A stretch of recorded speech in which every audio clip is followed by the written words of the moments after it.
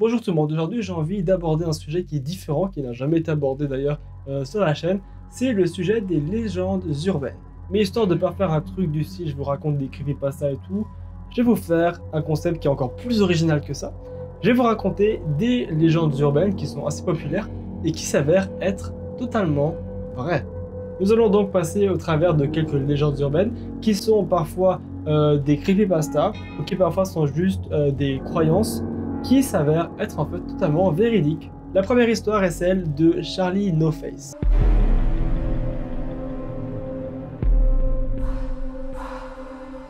Charlie No Face, il y a eu des creepypasta qui ont été faites sur lui et il y a aussi eu juste en général des photos qui ont tourné qui sont absolument horribles. Mais la légende la plus tenace, c'est celle qui nous vient de Pennsylvanie. Celle-ci nous explique que durant la nuit, il y aurait un homme qu'on appelle Charlie No Face qui se baladerait dans les rues et qui n'aurait pas de visage. Ou du moins un espèce de visage complètement déformé et qui est absolument ignoble, faut le dire. Eh bien figurez-vous que Charlie No Face n'est absolument pas une légende urbaine. Cet homme existe réellement. Son vrai nom n'est donc pas Charlie, mais Raymond Robinson. Raymond Robinson, lorsqu'il était petit, s'est amusé à grimper à un poteau électrique pour aller voir des cigognes de plus près. Sauf qu'il les a vues d'un petit peu trop près, puisque sa tête a heurté les fils électriques et il s'est complètement fait électrocuter et déformer le visage. La légende de Charlie No Face devient donc de son habitude à errer dans les rues la nuit, puisqu'il a tellement honte de son visage qu'il préfère marcher la nuit là où personne ne pourra le reconnaître. Le problème, c'est que dans la nuit, son visage est encore plus effrayant que durant la journée. Si vous avez donc un jour l'occasion de vous rendre en Pennsylvanie et que vous tombez sur Charlie No Face qui erre dans les rues durant la nuit, eh bien vous saurez que c'est simplement Raymond Robinson et qu'il ne vous veut aucun mal. Enfin en fait, ça j'en sais rien du tout.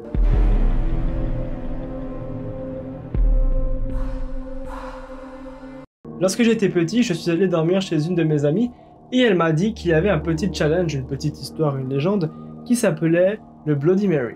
Depuis la fenêtre de la chambre de mon ami, on pouvait voir une croix en haut d'une montagne et elle m'a dit que cette croix était le tombeau de Bloody Mary et que si j'allais dans la salle de bain et que je me mettais devant un miroir à minuit avec une bougie et que je répétais 3 fois Bloody Mary, elle allait apparaître derrière moi. Je vais aujourd'hui vous avouer que je n'ai jamais eu le courage de le faire.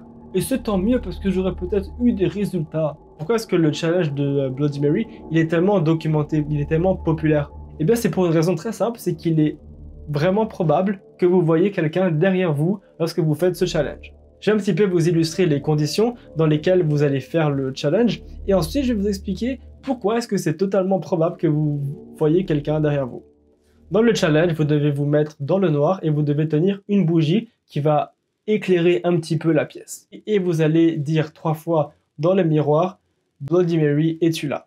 Ça varie selon les pays, les régions, ce qu'on a entendu quand on était gosse, mais c'est plus ou moins ça. Et si un jour un de vos amis est venu en vous disant qu'il avait vu Bloody Mary derrière lui, eh bien ce n'est pas un mensonge. J'arrête de faire durer le suspense plus longtemps. En fait, la personne que vous allez voir derrière vous, c'est vous. Ce phénomène s'appelle le phénomène de dissociation identitaire. Ça porte plusieurs noms, mais c'est celui que j'ai trouvé. Et il vient tout simplement du fait que la pièce n'est pas très éclairée. En fait, elle est même juste éclairée par une faible lumière qui est la bougie. Le cerveau étant un instrument magnifique, va donc recréer virtuellement la deuxième partie de votre visage qui n'est pas éclairée. Parce qu'il faut savoir que le cerveau est extraordinaire pour recréer des choses qui ne sont pas vraiment là, et surtout pour identifier un humain. Le problème, c'est qu'il n'est pas si bon que ça. Et lors de la recréation virtuelle de votre visage, il se peut qu'il y ait des déformations et qu'il y ait des décalages. Et c'est ce décalage que vous pensez voir dans le reflet et qui est censé représenter Bloody Mary. Et si votre cerveau a déjà entendu le Bloody Mary Challenge et a déjà vu cette femme, il se peut qu'il recrée virtuellement une image d'elle derrière vous, tout simplement à cause de cet effet d'identité, blablabla. Aussi parce que dans votre inconscient, vous avez sûrement envie de la voir. Et donc c'est cette image-là qu'il va utiliser pour recréer cette deuxième partie de visage qu'il ne voit pas due à la faible luminosité. Bloody Mary n'est donc rien de plus qu'un défaut de fabrication de visage venant tout droit de notre cerveau, mais ne le dites jamais à personne et laissez-les flipper.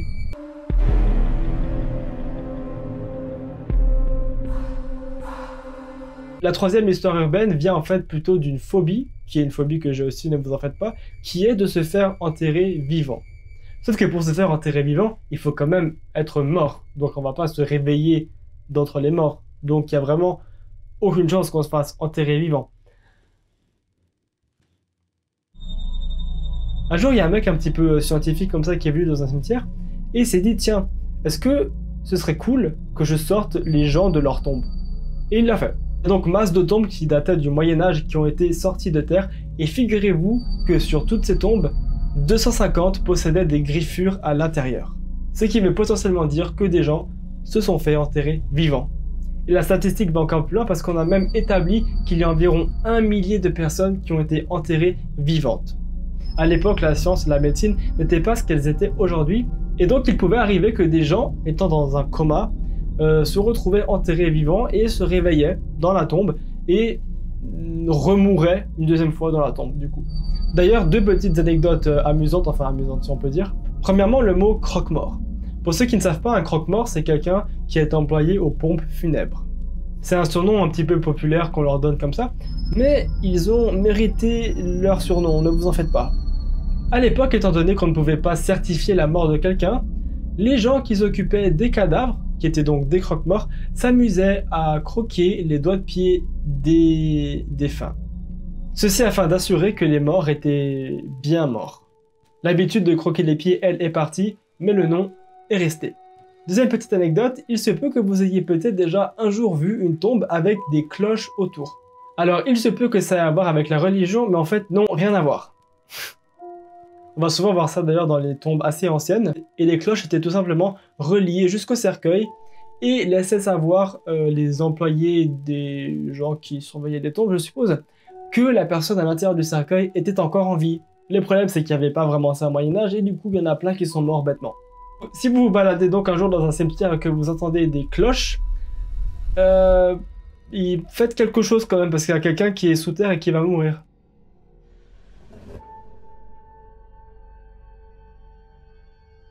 Avoir quelqu'un sous notre lit, c'est une légende urbaine slash phobie qui est extrêmement populaire, et pour cause, c'est totalement véridique. Alors non, vous n'avez pas forcément quelqu'un chez vous sous votre lit, mais si vous allez dans un hôtel aux États-Unis, vous avez une petite chance, mais une chance quand même, de retrouver un cadavre sous votre lit. Pas une blague, c'est déjà arrivé à quelques personnes. On connaît par exemple l'histoire du Cecil Hotel, qui a accueilli, malheureusement et contre son plein gré, j'espère, plein de serial killers. Et il s'est passé quelque chose qui est totalement propice au type de personnes que tu accueilles dans ton hôtel, c'est-à-dire que après 3, 4, 5 semaines, les gens qui suivaient dans la chambre ont commencé à sentir une odeur un petit peu bizarre. Sauf que les femmes de ménage étant payées au salaire minimum, elles vont pas commencer à chercher qu'est-ce qui pue, hein, elles sont là pour nettoyer, c'est tout. Et bien figurez-vous qu'elles auraient peut-être dû, puisqu'en soulevant le matelas, ils ont remarqué qu'il y avait un cadavre en décomposition. Et j'aimerais pouvoir vous dire que c'est un cas isolé, mais ce n'est pas du tout le cas. On a retrouvé dans des dizaines d'États américains des cadavres qui pourrissaient sous des lits de chambres d'hôtel. Et là je prends l'histoire de l'hôtel parce que c'est celui qui est le plus populaire, mais il y a des gens qui ont aussi retrouvé des cadavres chez eux, sous leur lit. Sachez donc que même si elle est infime, vous avez une petite chance de retrouver un cadavre sous votre lit.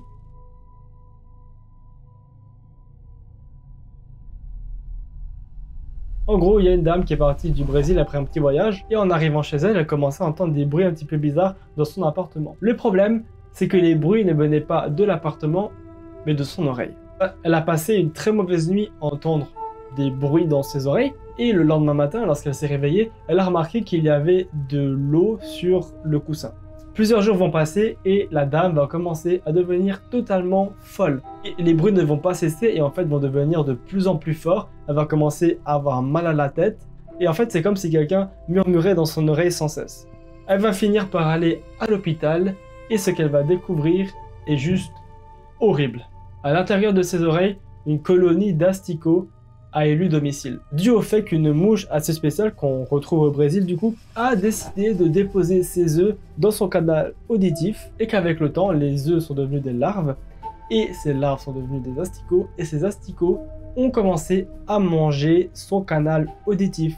Les médecins disent qu'ils avaient déjà creusé 12 mm dans son oreille et qu'ils se dirigeaient vers le cerveau. elle a alors eu une opération et ils ont réussi à sortir 8 asticots. Alors vous l'avez peut-être remarqué, mais je suis totalement habillé différemment que dans le reste de la vidéo. Et bien c'est parce que les amis, j'ai oublié de filmer la fin de la vidéo.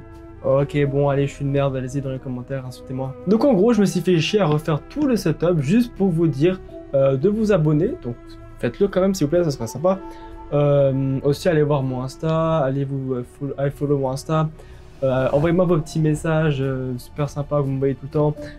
Envoyez-moi aussi vos threads d'horreur et commentez ce que vous avez aimé, ce que vous n'avez pas aimé. Bref, en fait, je suis un peu un menteur parce que je m'en vais filmer une autre vidéo juste là maintenant.